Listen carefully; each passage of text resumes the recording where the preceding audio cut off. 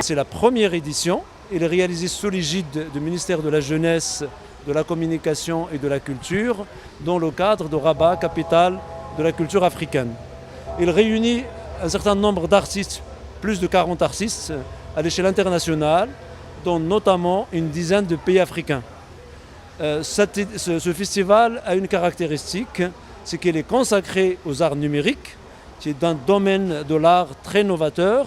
C'est la première édition au Maroc et il présente toutes les catégories de l'art numérique, à savoir les réalités virtuelles, les réalités augmentées, les installations immersives et interactives, la robotique, la performance numérique, la danse numérique, la vidéo, etc. etc. Ce festival s'adresse à tous les publics, les petits comme les grands, les femmes comme les hommes. C'est un festival qui se prête au jeu. Les enfants peuvent venir et interagir avec les œuvres. Il n'est pas nécessaire de connaître le secteur de l'art. Ce n'est pas un festival élitiste, même si, en même temps qu'il s'adresse aux jeunes, aux gens qui ne connaissent pas un public élargi, le public averti, les gens qui sont dans la recherche de pointe peuvent aussi y trouver leur compte. Et ça, c'est quelque chose de très important. Il y a une programmation focalisée sur l'international parce que c'est un domaine jeune. Au Maroc, on n'a pas beaucoup d'artistes. Il y a un certain nombre d'artistes. Et d'ailleurs, il y a quelques Marocains dans ce festival.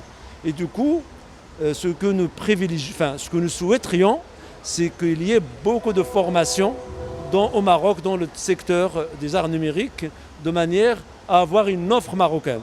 Parce que nous sommes souvent sollicités par des festivals à l'échelle internationale pour leur proposer des artistes marocains et malheureusement, il n'y en a pas beaucoup. En investissant dans la recherche, on sera en mesure de proposer au monde une offre marocaine de qualité. C'est très bien qu'aujourd'hui, le numérique investit toute la vie. Tous les secteurs d'activité humaine sont investis par le numérique. Et évidemment, le secteur de l'art est compris. Beaucoup d'artistes maintenant s'intéressent au numérique. Et donc, si le Maroc veut être à la pointe de ce qui se fait à l'échelle internationale, il est évidemment important d'aller aussi dans ce secteur-là. Il faut savoir que le numérique peut être un levier économique extraordinaire. Et d'abord, ça peut avoir un impact sur la culture, sur la société, mais aussi sur l'économie. Il peut y avoir une industrie culturelle liée à ces arts numériques très importante et du coup, ce domaine peut créer beaucoup d'emplois. Il y a par exemple le secteur du jeu, du gaming. Le jeu, il peut embaucher énormément de gens. Et en plus de ça, on a beaucoup d'ingénieurs au Maroc. On a des ingénieurs de qualité. En les mobilisant dans le secteur de l'art, ils peuvent produire des choses extraordinaires qui peuvent concurrencer beaucoup de pays qui sont dans l'informatique, dans le numérique, etc. هادشي كامل زعما مهم بزاف لينا في المغرب حيت العالم كله حاليا مهتم بهذا الشيء ديال النمية التلفزيون وهذا زعما ماشي المستقبل هذا الشيء حالي ديال اليوم يعني خصنا لا بدا ولا بدا ندخلوا في هذا الميدان ونطوروه باش كل شيء يستافد منه. Et ici, il s'agit du stand de la réalité virtuelle. On va voir un peu les images qui sont animées et avec l'intelligence artificielle. On va voir un aperçu rapidement ce que ça donne avec l'application qui est montée par l'artiste. Cette œuvre est intitulée Women of Creativity, c'est l'évolution de la femme. On voit l'habit qui change, la carte en évolution. Aussi la couleur orange qui nous donne un espoir sur l'avenir. Voilà.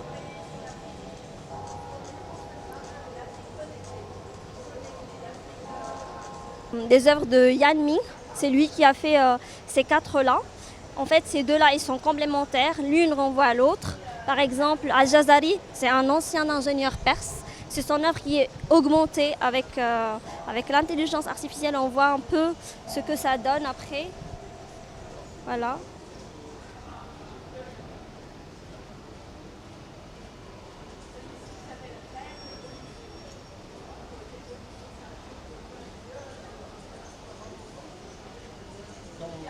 dans 2050. Non, ça c'est autre chose, c'est pas la même. À quelle différence? Elle nous renvoie à quoi? Il nous renvoie à l'histoire en fait. On est au passé, mais le passé il est augmenté.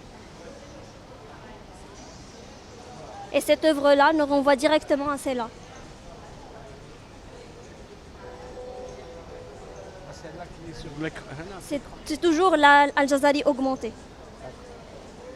Aujourd'hui, ce qui concerne ma participation au festival Tifawt des arts numériques à Rabat, j'ai participé avec l'œuvre Casamorphisme 3.0.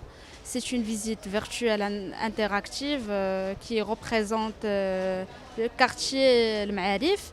Et là, je traite des phénomènes comme de la gentrification et en même temps, c'est un critique aux sociétés de consommation. Donc, à travers Casamorphisme, j'essaie d'aider les gens de s'adapter et de immerser le quartier et la ville Casablanca d'une façon, on peut dire, symbolique.